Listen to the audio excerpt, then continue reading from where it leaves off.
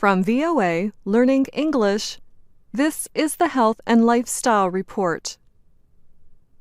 Many Americans have toasted bread first thing in the morning. For some, the morning meal also includes hash-browned potatoes. Or, later in the day, they might enjoy potato chips or crispy French fries. But if you like any of these foods cooked until they are dark brown in color, you might want to limit how much of them you eat. That is the finding of a British government agency. The Food Standards Agency is urging people to avoid eating burnt or very well toasted bread and deeply browned potatoes. The danger, the agency says, is when starchy foods are cooked until they are very firm or even burnt. The concern is a chemical called acrylamide.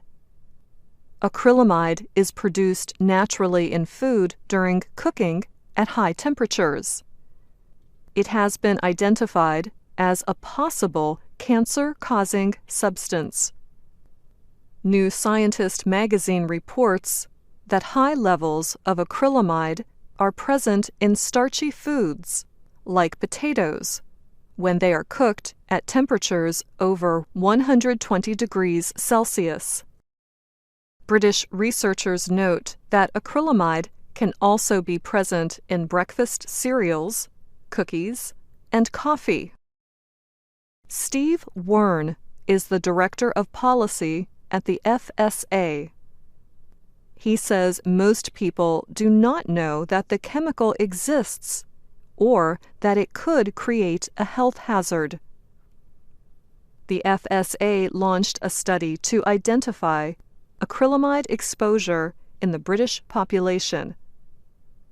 Researchers found that most people are exposed to too much of the chemical. They said this contact could increase their overall risk of getting cancer. The agency even created an expression to help people remember. The FSA suggests people should go for the gold when they prepare starchy foods. Heating bread or potatoes to a golden brown, they claim, is healthier than overcooking them or burning them.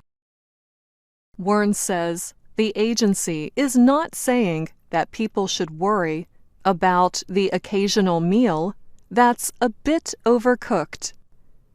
He said these suggestions are about controlling risk during one's lifetime.